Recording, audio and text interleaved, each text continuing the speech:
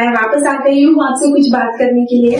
देखिए, मुझे बहुत ज्यादा यहाँ पे मैसेज आ रही थी और यहाँ पे काफी बच्चों को कंफ्यूजन मुझे यहाँ पे दिख रहा था कि इस समय जो कि जनवरी यहाँ पे खत्म हो चुका है और एग्जाम का जो टाइम है वो उसके लिए केवल आपको 3 से 4 महीने यहाँ पे बचे हुए हैं। तो इसको ये जो 3 से 4 महीने इसको कैसे हैंडल किया जाए, इस समय मेंस पढ़ना चाहिए या इस समय प्रीलिम्स की तैयारी करनी चाहिए, ये सारे कंफ्यूजन जो है बच्चों को नॉर्मली यूपीएससी एस्पिरेंट्स को होता है। तो मुझे लगा इस बारे में थोड़ा आपसे बात कर लेती हूँ और मेरी खुद की एक्सपीरियंस में यहाँ पे आपसे शेयर करूंगी। देखिए, ये जो टाइम है जनवरी से लेकर मई, जब तक आपका जो प्रीलिम्स का एग्जाम है, इसमें कुछ बच्चे जो होते हैं वो फरवरी जब तक नोटिफिकेशन नहीं आ जाता तब तक यहाँ पे वो जानबूझ के मेंस की तैयारी करते रहते हैं। ऐसे बच्चे की कैटेगरी मैं बोलूंगी जिन्होंने एक बार प्रीलिम्स निकाला है, उनको प्रीलिम्स में कोई दिक्कत होती नहीं है, उनको पता है कि स्ट्रैटेजी प्रीलिम्स के लिए क्या है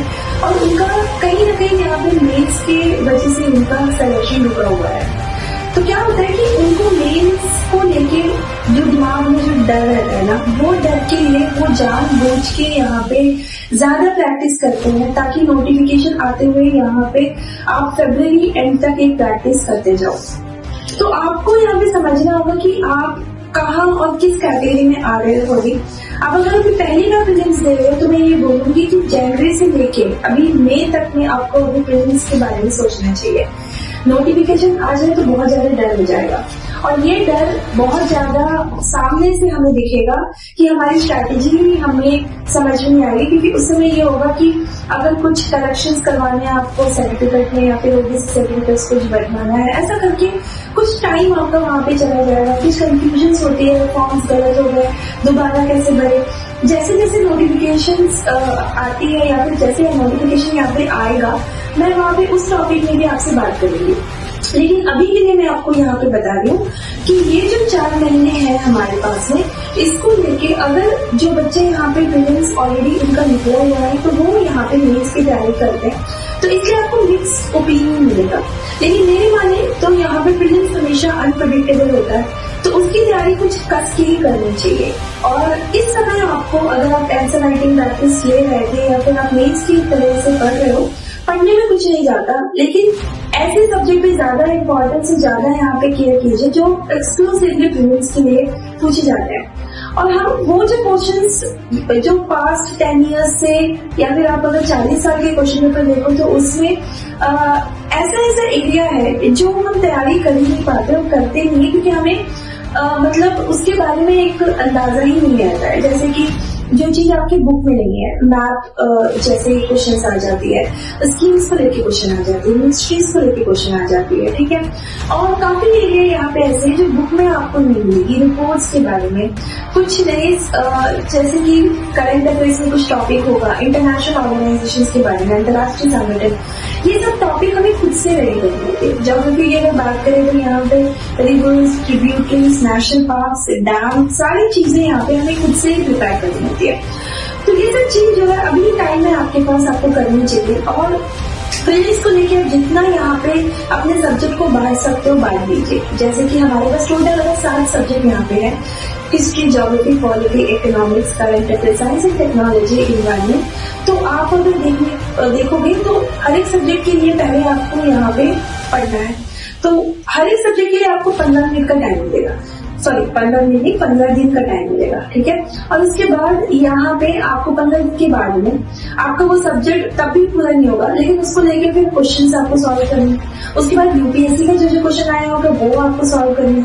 तो टाइम कहाँ बचा है, और उसके चक्कर में फिर करंट अफेयर्स आ जाएगा, तो करंट अफेयर्स लेके हम बैठ जाते हैं। तो मेरी मानिए इस समय यहाँ पे आपको प्रीलिम्स में ज्यादा ध्यान देना चाहिए, और प्रीलिम्स में जैसे तैयारी हो जाती है उसको ऐसे ही कीजिएगा ताकि वो मेंस के समय आपको दिक्कत ना हो, वापस आपको उसको पढ़ने की जरूरत ना पड़े।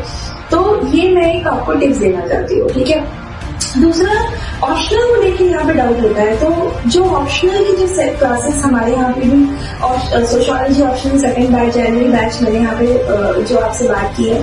देखिए, अगर जो बच्चे 2024 के लिए एग्जाम देना चाहते हैं उनका ऑप्शनल यहाँ पे कंप्लीट हो जाएगा, ठीक है। और 2025 की क्लास के लिए अगर वो जनवरी बैच में ऑप्शन ले रहे हैं तो उनका यहाँ पे प्रैक्टिस डबल हो जाएगा, क्योंकि वो आंसर राइटिंग प्रैक्टिस भी कर सकते हैं वापस यहाँ पे प्रीलिम्स होने के बाद में। तो क्या ये टाइम सही है? मेरी मानिए तो अगर आपने गलती की है कि आपको पहले ही ले लेना चाहिए था, ये गलती सुधारने के लिए ये जनवरी वाली बैच आ सकती है, इसमें आप सेफ हो, ठीक है। लेकिन आपने जो गलती की है आपको पहले ले लेना चाहिए था, आपने लिया नहीं। तो एक बार कम से कम आपका सब्जेक्ट समझ रहे हो, उसके बाद में आप वहां पे उसको लेके आंसर राइटिंग प्रैक्टिस कर रहे हो, तो कुछ तो हमारा यहाँ पे टाइम बचेगा। तो जनवरी वाले बैच में अगर आप ऑप्शनल भी ले रहे हो, चाहे वो सोशियोलॉजी ऑप्शनल हो कोई भी, तो आपकी जो गलती है उसको सुधारने के लिए एक मौका आपको मिल सकता है। मैं बाकी ऑप्शन के बारे में मैं नहीं बोल सकती, क्योंकि जितना टाइम इसमें लगता है मैं नहीं बोल सकती, लेकिन सोशियोलॉजी के लिए 3 से 4 महीने आराम से आप वहां पे कवर कर सकते हो, ठीक है। तो अभी यहाँ पे प्रीलिम्स को आप प्लान कीजिए, पूरा का पूरा यहाँ पे जो 4 महीने बचेगा उसको लेके प्रॉपर 1 महीने पहले ही अपने सारे सब्जेक्ट को यहाँ पे आप टाइम टेबल के साथ में बांटिए। सुबह से लेकर शाम तक आपको हर एक सब्जेक्ट के बारे में पता होना चाहिए, या फिर 15 दिन से 20 दिन के अंदर आपको सब्जेक्ट कंप्लीट करना है, वो आपको यहाँ पे प्लान होना चाहिए। इसके बीच में आपको जरा भी यहाँ वहाँ अपना टाइम वेस्ट करना नहीं है, ठीक है। तो मेरी जो एक्सपीरियंस है वो लेके तो मैं आती रहूंगी। आज के वाले टॉपिक में मैंने आज को प्रीलिम्स को लेके आपकी तैयारी कैसे होनी चाहिए इसके ऊपर मैंने बात की। आने वाले टॉपिक में मेरे साथ जुड़ते रहिएगा, क्योंकि मैं अपने कुछ टिप्स है, कुछ अपने बारे में मैंने कैसे गलतियां की थी, उसको मैंने कैसे सुधारा था, और वो गलती आप ना करें इसको लेके भी मैं बात करती रहूंगी, ठीक है। तो आगे क्लास में मिलते हैं, या फिर हम यहाँ पे आपसे इस तरीके से बात मैं करती रहूंगी। तो वेरी बेस्ट ऑफ लक। आप जो भी है प्लान के साथ रेडी रहिए, आने वाला प्रीलिम्स आपका होना चाहिए। Bye bye.